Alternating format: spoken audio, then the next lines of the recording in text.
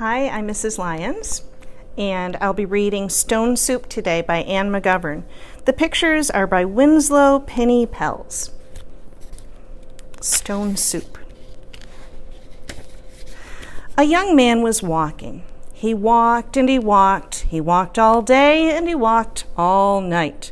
He was tired and he was hungry. At last he came to a big house. "What a fine house," he said. "There'll be plenty of food for me here." He knocked on the door. The little old lady opened it. "Good lady," said the young man, "I'm very hungry. Can you give me something to eat?" "I have nothing to give you," said the little old lady. "I have nothing in the house. I have nothing in the garden." And she began to close the door. "Stop," said the young man. "If you will not give me something to eat, will you give me a stone?" "A stone," said the little old lady. "What will you do with a stone? You cannot eat a stone." "Ah," said the young man, "I can make soup from a stone." Now the little old lady had never heard of that. Make soup from a stone, fancy that. "There are stones in the road," said the little old lady. The young man picked up a round gray stone. "This stone will make wonderful soup," he said. "Now get me a pot." The little old lady got a pot. "Fill the pot with water and put it on the fire," the young man said. The little old lady did as she was told, and soon the water was bubbling in the pot.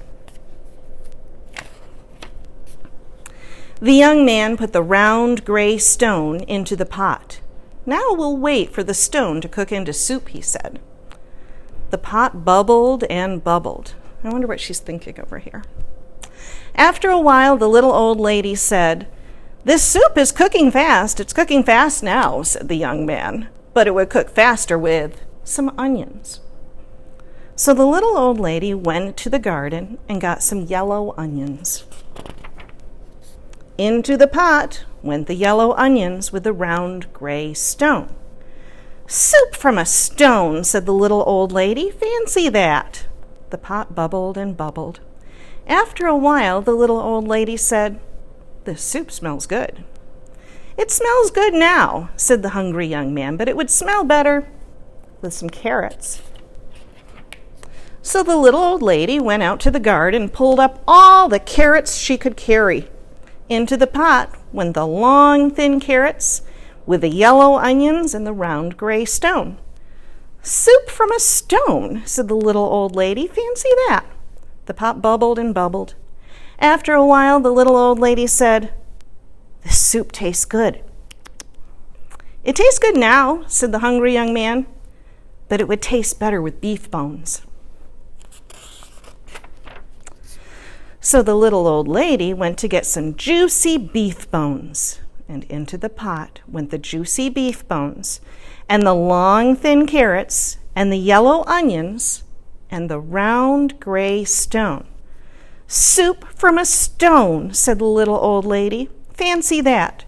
I just realized the bones came out of the dog's house, and the dog doesn't look too happy. The pot bubbled and bubbled. After a while, the little old lady said, "This soup is fit for a prince."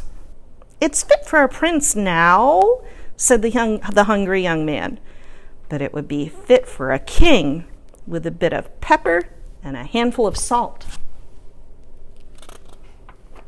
So the little old lady got the pepper and salt.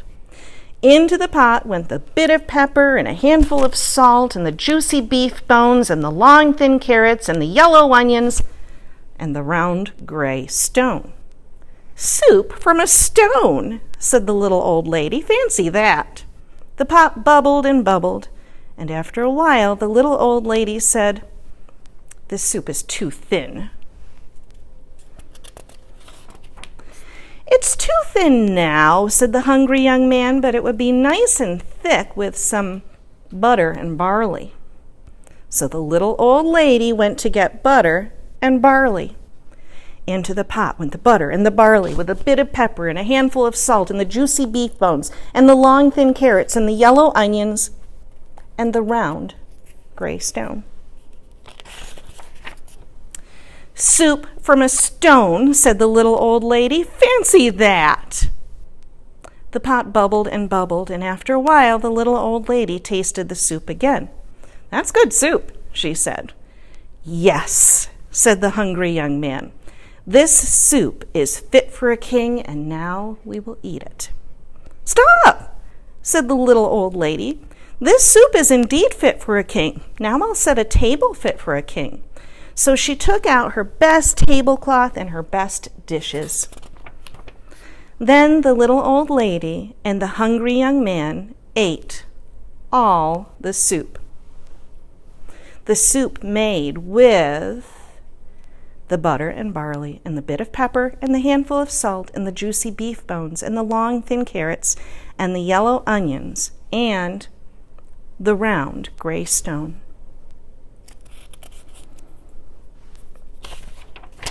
Soup from a stone, said the little old lady.